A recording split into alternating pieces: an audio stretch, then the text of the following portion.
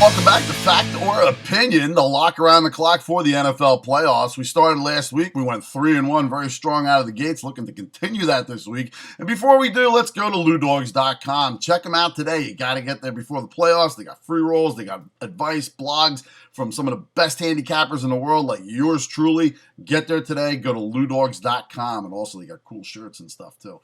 Check them out. Now, let's get into the Fact or Opinion. Fact number one. Seattle, yes, I am in beast mode. I am ready to go. Seattle taking on the New Orleans Saints at home.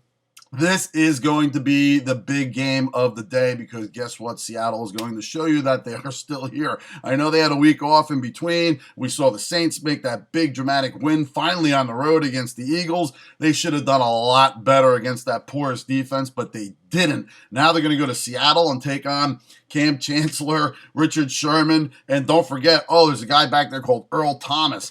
Wait till that happens because guess what? Just like we saw in that Monday night blowout a couple weeks ago when New Orleans went out to Seattle, we're going to see something similar here. Now, New Orleans will play a little bit better. They will put some more points on the board. I can't believe Drew Brees will look that bad, but Jimmy Graham is going to have a tough time, and they're going to have a tough time running the ball, although teams have had success running it here. Seattle has a week off. They've been ready to prepare. They got the 12th man. The weather, who knows what it's going to be like there, but I tell you what, Seattle's defense is going to be the key. They're going to have New Orleans coughing up the ball more than Keisha was coughing up her liquid lunch in rehab last week.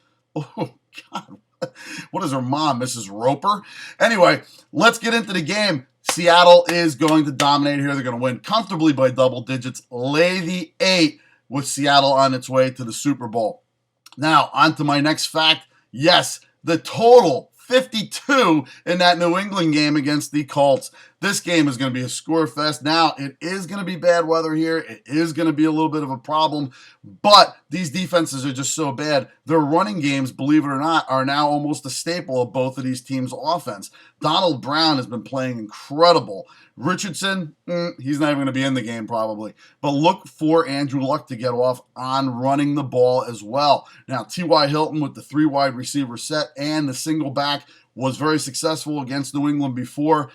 This is going to be a very close, a very tight game. I do like the Colts. That's my opinion, getting the points, but I really do love the over. That is the fact of the matter. The over 52 in this game, look for it to be a score fest. Look for Brady to put points on the board.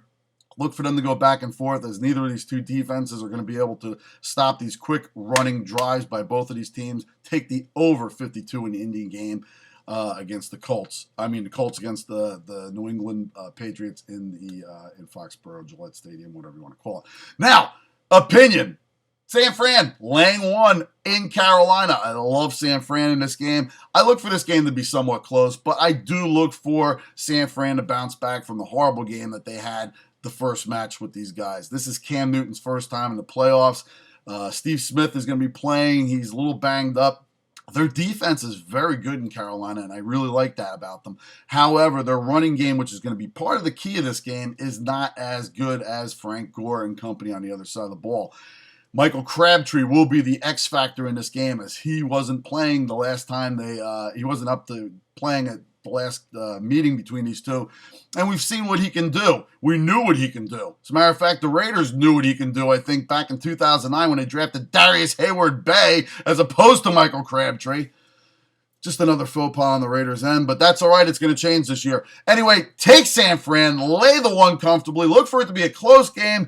Look for them to win by a touchdown, roughly, but look for them to cover the 1 point. Take San Fran minus the 1. That's my opinion for that game. On to the next game, the last game of the weekend. San Diego travels out to Denver. My opinion in this game is the trend will continue.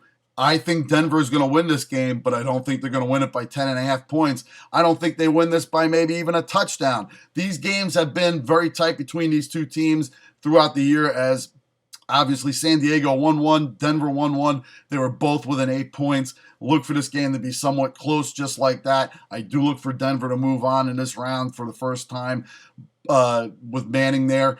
But I do look for San Diego to keep this close. Take San Diego and the points. And that is my fact or opinion for this week.